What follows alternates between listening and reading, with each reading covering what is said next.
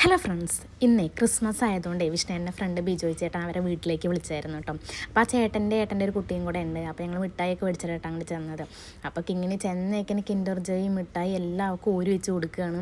പിന്നെ അവിടെ ചെന്നപ്പോൾ അവളുടെ കളിപ്പാട്ടൊക്കെ കൂടിയിട്ട് നല്ല കളിയൊക്കെ ആയിരുന്നു കേട്ടോ അവർ.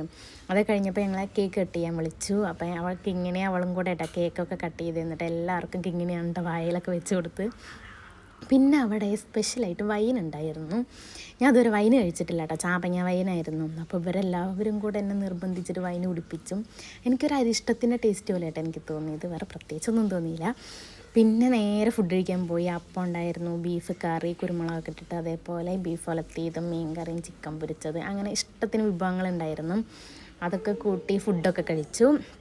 പിന്നെ അവരുടെ ക്രിസ്മസ് ട്രീയും അതേപോലെ പുൽക്കൂടൊക്കെ ഉണ്ടായിരുന്നു, നല്ല ഭംഗിയുണ്ടായിരുന്നു കേട്ടോ കാണാനും.